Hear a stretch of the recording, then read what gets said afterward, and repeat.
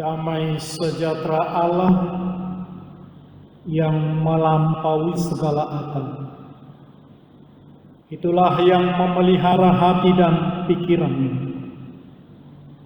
Di dalam nama Kristus Yesus Tuhan kita. Amin. Saudara-saudara yang terkasih, dalam nama Tuhan Yesus Kristus, firman Tuhan pada minggu ke-8 setelah Trinitatis hari ini dari kitab Keluaran pasal 23 ayat 1 sampai ayat 9. Marilah saudara-saudara mengikuti di dalam hati. Janganlah engkau menyebarkan kabar bohong. Janganlah engkau membantu orang yang bersalah dengan menjadi saksi yang tidak benar. Dan dalam memberikan kesaksian mengenai sesuatu perkara, janganlah engkau turut-turut kebanyakan orang membelokkan hukum. Juga janganlah memihak kepada orang miskin dalam perkaranya. Apabila engkau melihat lembu musuhmu atau keledainya yang sesat, maka segeralah kau kembalikan binatang itu. Apabila engkau melihat rebah keledai musuhmu karena berat bebannya, maka janganlah engkau enggan menolongnya. Haruslah engkau rela menolong dia dengan membongkar muatan keledainya. Janganlah engkau memperkosa hak orang miskin di antaramu dalam perkaranya. Haruslah kau jauhkan dirimu dari perkara dusta. Orang yang tidak bersalah dan orang yang benar tidak boleh kau bunuh, sebab aku tidak akan membenarkan orang yang bersalah. Suap janganlah kau terima, sebab suap membuat buta mata orang-orang yang melihat dan memutarbalikkan perkara orang-orang yang benar. Orang asing janganlah kamu tekan, karena kamu sendiri telah mengenal keadaan jiwa orang asing, sebab kamu pun dahulu adalah orang asing di tanah Mesir. Demikian firman Tuhan. Saudara-saudara yang terkasih, dalam rutinitas kesempatan bermeditasi, saya senang membaca kitab Keluaran dan kitab Ulangan. Karena kitab Keluaran dan kitab Ulangan menceritakan seorang tokoh yang lahir pada saat situasi tidak normal, yang dibesarkan pada saat situasi tidak normal, dan dia berkarya pada situasi new normal. Itulah Musa. Dia dibesarkan ketika keadaan tidak normal, kejayaan bangsa Mesir. Dia dibesarkan dalam keadaan tidak normal, perbudakan atas bangsanya sendiri, dan dia harus menjadi pelarian. Setelah pulang dari pelarian, dia ditugaskan untuk melayani Tuhan atas bangsanya pada saat new normal. Dan itu dicatatkan oleh kitab Ulangan lagi, diulangkan betapa Musa adalah seorang tokoh yang luar biasa, karena dia berada di posisi Tuhan. Saudara-saudara, Musa menjadi besar karena dia berada di posisi Tuhan. Jika Anda mau menjadi besar, beradalah di posisi Tuhan. Itulah yang dapat saya dapatkan dari meditasi. Jika Anda mau menjadi seorang yang besar bersama orang-orang besar lainnya, yaitu santo dan santa, beradalah di posisi Tuhan. Itulah yang dilakukan Musa. Dia, saudaranya, mertuanya, dan beberapa orang lainnya membantunya untuk membawa bangsa Israel supaya berada di posisi Tuhan. Saudara-saudara yang terkasih, maka khotbah hari ini melalui Musa, Tuhan mengatakan apa isi hati Tuhan, apa yang Tuhan inginkan, dan apa yang Tuhan mau supaya bangsa pilihannya Israel lakukan ketika mereka memilih berada di posisi Tuhan. Saudara-saudara, jika kita mau sekarang ini sebagai gereja Tuhan berada di posisi Tuhan, apa yang harus kita lakukan?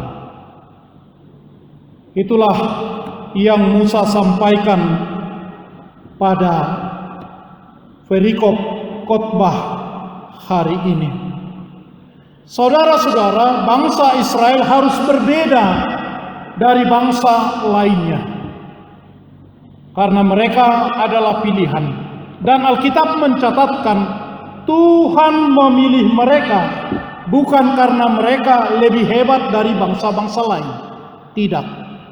Tuhan memilih mereka karena Tuhan memiliki kebebasan untuk memilih. Tak seorang pun bisa campur tangan tentang kebebasan itu karena Dia Maha Kuasa, Maha Pencipta. Dia memilih bangsa Israel menjadi bangsanya sendiri, yang kepadanya Allah mengikat perjanjian. Saudara-saudara, dalam bahasa perjanjian lama, mengikat bukan berarti mengambil seutas tali lantas mengikat, tidak. Dalam bahasa perjanjian lama, mengikat, bangsa Israel mengambil sebuah domba, seekor domba yang tambun, yang paling gemuk, dan mereka potong sebagai persembahan kepada Tuhan. Itulah namanya mengikat perjanjian. Maka bangsa Israel adalah bangsa yang senang mempersembahkan sesuatu kepada Tuhan. Karena dengan itulah mereka mengikat perjanjian. Dan ide pikiran itu kita ambil sebagai gereja Tuhan. Makanya dalam setiap peribadahan kita tidak pernah absen memberikan persembahan. Karena dengan itu kita mengikat perjanjian kepada Tuhan. Mataharinya selalu terbit setiap pagi, dan tangannya yang kuat akan memelihara setiap orang yang mau berada di posisi Tuhan. Ide itulah yang kita tangkap, yang ditangkap oleh gereja. Israel adalah bangsa yang senang mengikat perjanjian kepada Tuhan, dan kita juga senang mengikat perjanjian dengan Tuhan. Kita mau berlomba untuk hidup dalam posisi Tuhan. Saudara-saudara yang terkasih, bagaimana dan apa yang harus orang lakukan ketika dia berada di posisi di mana Tuhan berada? Kitab Keluaran mencatatkan, janganlah engkau menyebar kata bohong, perkataan bohong. Saudara-saudara, bagi kita yang hidup di zaman now, kata hoax sudah menjadi akrab bagi kita. Gosip sudah menjadi akrab bagi kita. Rumor, sindiran, ucapan-ucapan setengah benar, memutarbalikkan kebenaran, supaya orang lain terlihat buruk, setiap harinya harus kita dengarkan.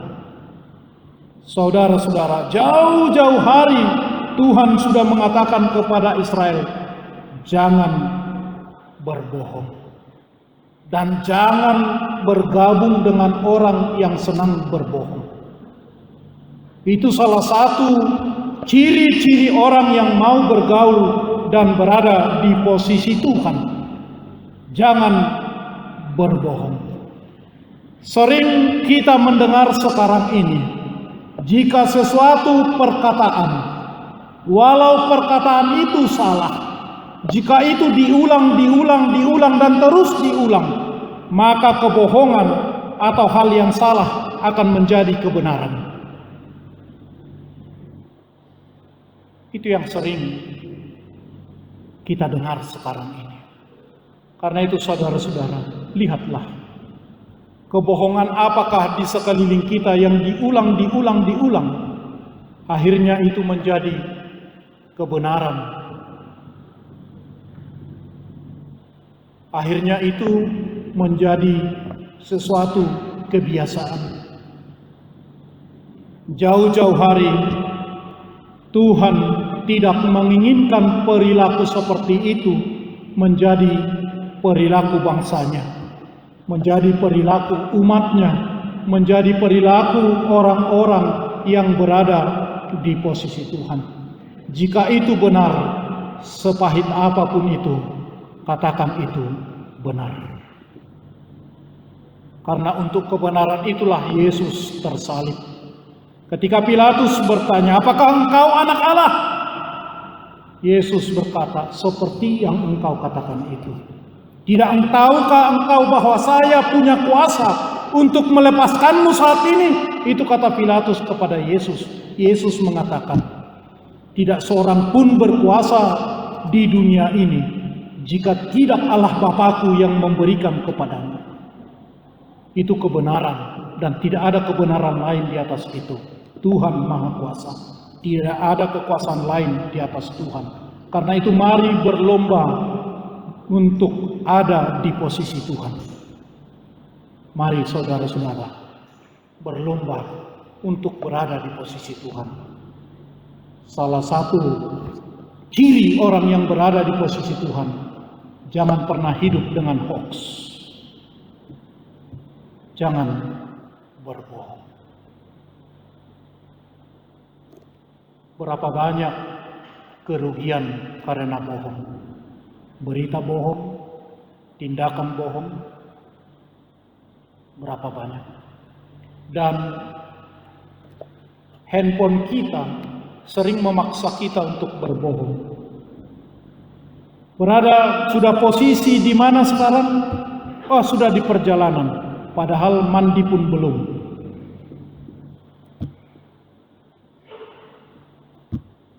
Saudara-saudara, itu sepele memang.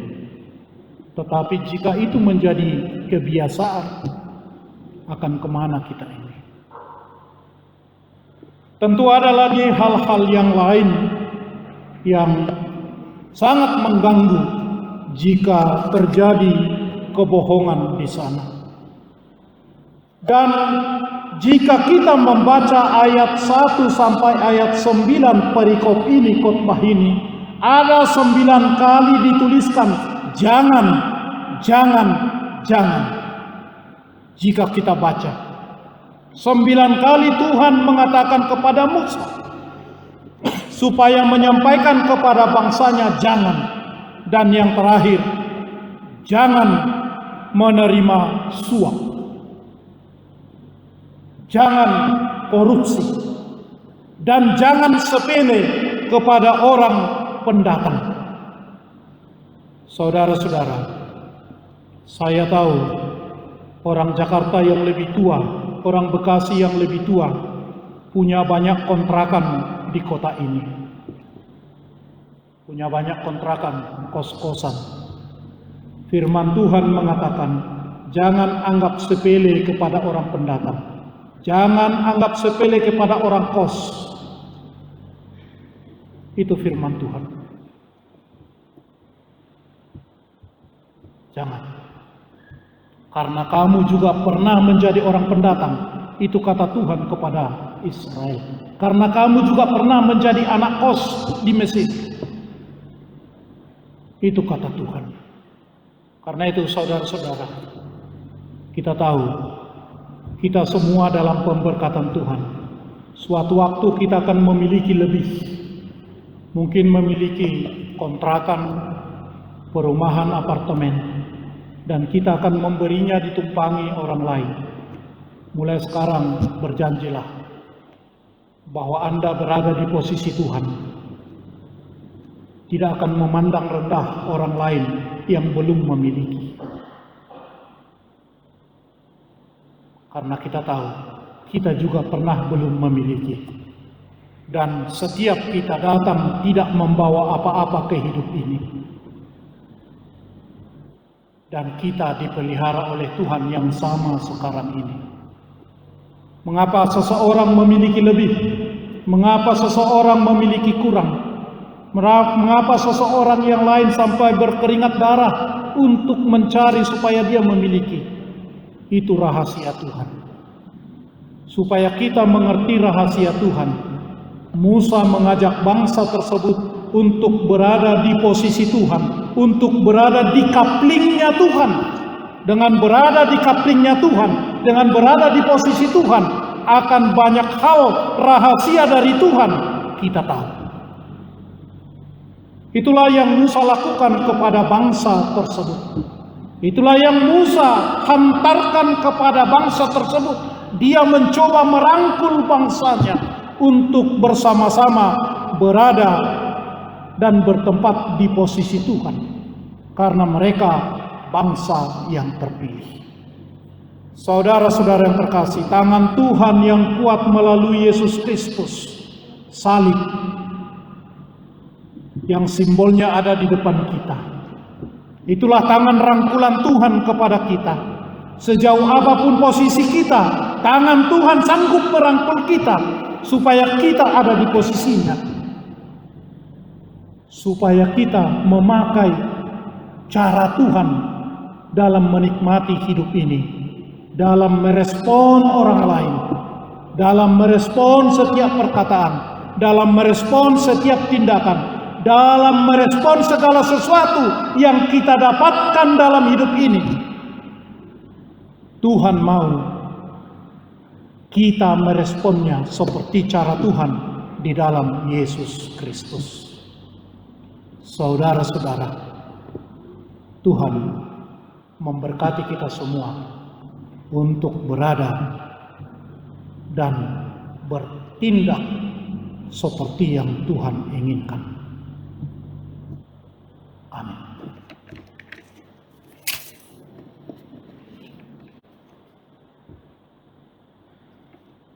Ya Tuhan, kami bersyukur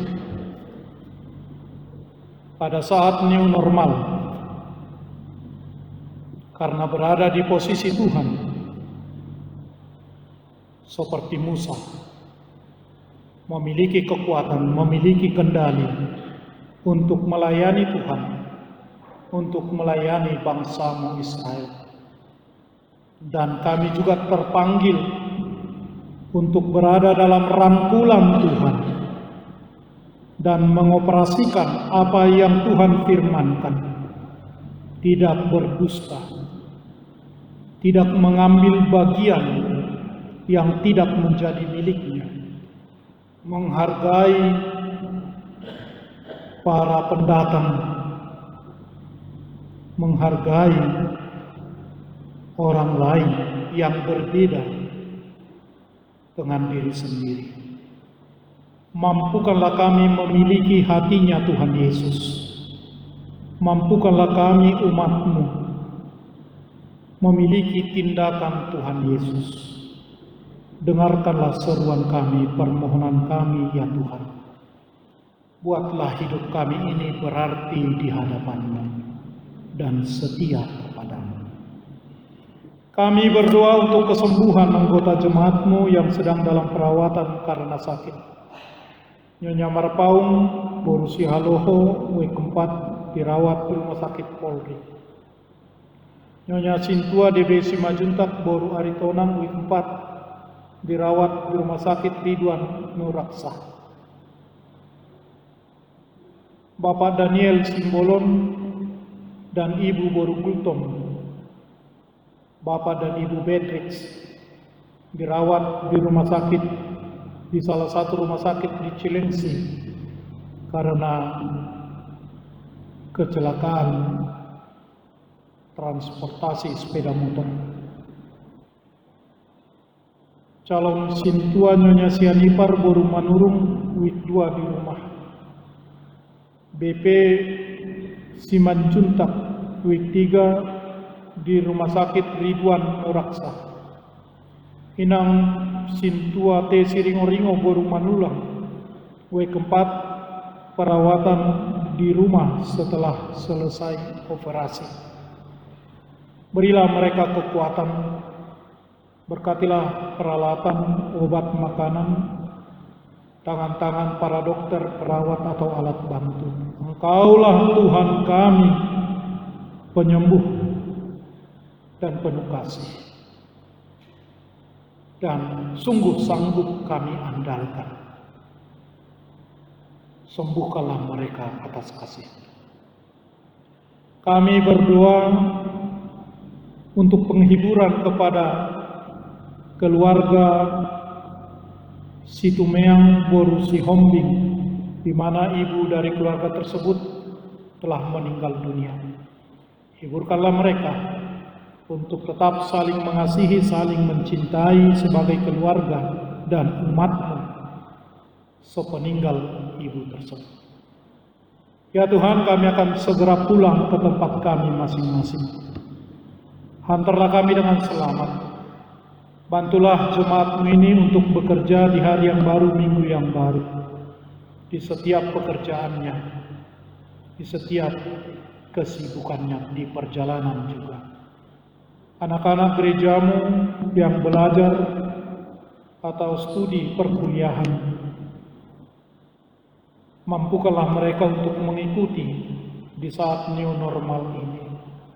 Ketika segalanya berubah, tolong ya Tuhan, supaya kami tak seorang pun menjadi terhilang, tertinggal, atau tidak mendapatkan sesuatu yang berguna dalam kesempatan yang sulit ini.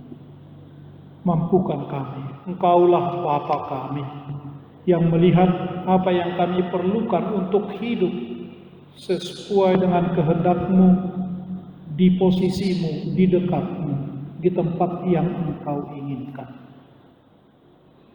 Bagi-Mulah kemuliaan. Dalam nama Yesus Kristus kami berdoa. Amin.